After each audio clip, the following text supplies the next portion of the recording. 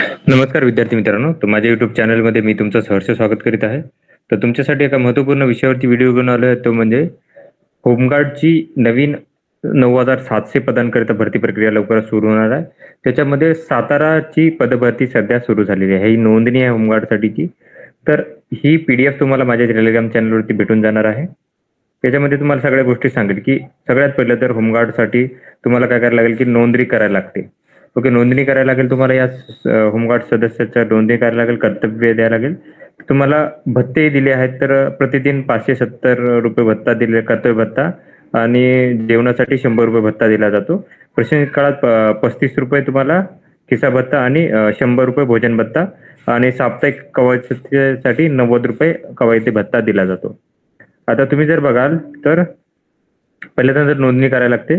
त्याच्यानंतर ना फायदे तुम्हाला सांगितलेले आहेत, की काय-काय करू शकता तुम्ही. जर तुम्ही 3 वर्ष जर पूर्ण केले, तर तुम्ही पोलीस दलात, वन विभागात, अग्निशमन दलामध्ये 5% आरक्षण तुम्ही घेऊन तुम्ही हे करू शकता. त्याच्यानंतर ना सैनिकी गणवेश परिधान करण्याचा मान आणि विनाशुल्क सैनिकी प्रशिक्षण देऊ शकता तुम्ही. त्याच्यानंतर ना स्वतः व्यवसाय किंवा शेती सांभाळत देशसेवा करण्याची संधी तुम्हाला मिळत आहे.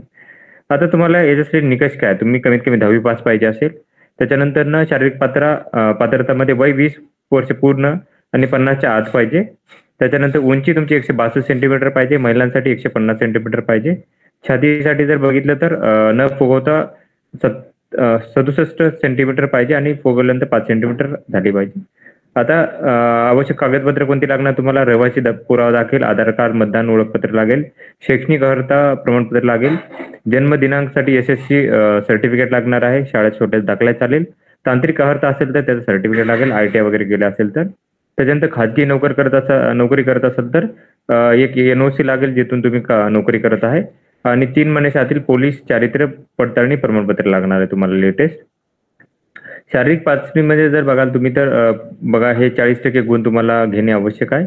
1600 मीटर धावणे आहे पुरुषांसाठी, 800 मीटर महिलांसाठी धावणे आहे. त्याच्यानंतर जर बघितलं तर गोळाफेक आहे. गोळाफेकमध्ये जर बघितलं तर तुम्हाला 8.5 मीटरपेक्षा जास्त तुम्हाला हे करायला लागतो. म्हणजे ते डिपेंड करतं, की तुम्हाला मार्क कसे भेटतात हे गोळाफेकीचे. पुरुषांच्या बाबत आहे ते. मुलींच्या बाबत हे निकष आहेत. त्याच्यानंतर पुढे जाल तर तुम्ही कमीत कमी 4 गुण तर घेणे आवश्यक आहे गोळाफेकमध्ये. तांत्रिक याच्यामध्ये तुम्हाला ITI असेल, त्याच्यानंतर खेळाडू असाल तुम्ही, माजी सैनिक असाल, त्याच्यानंतर NCC-B सर्टिफिकेट, NCC सर्टिफिकेट, त्याच्यानंतर नागरिक संरक्षण सेवेत परंतु स्थानिक ठिकाणी 3 वर्ष प्रशिक्षण केलं असेल त्याचं आणि लायसन असेल. तर या गोष्टी जर करत असाल तुम्ही तर म्हणजे एक अट पूर्ण कसाल 2 गुण भेटतील, 2 अटी पूर्ण कसाल 3 गुण भेटतील, 3 अटी असतील तर 4 गुण भेटतील.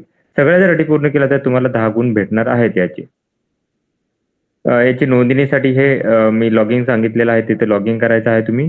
त्याची प्रिंटआउट वगैरे घ्यायचा आहे आणि हे 31 जुलैपर्यंत तुम्हाला ही गोष्ट करायची आहे. लक्षात घ्या 31 जुलैपर्यंत तुम्हाला करायची आहे.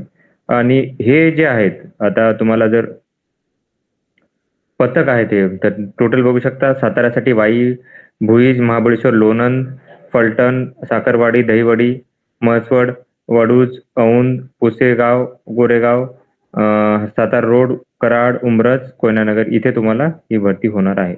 लक्षात घ्या, इथे तुमची होणार आहे. ही माहिती होती. तर अशाच महत्त्वपूर्ण माहितीसाठी माझ्या चॅनलला सबस्क्राईब करा, व्हिडिओ लाईक करा आणि माहिती मित्रांसोबत शेअर करा. धन्यवाद.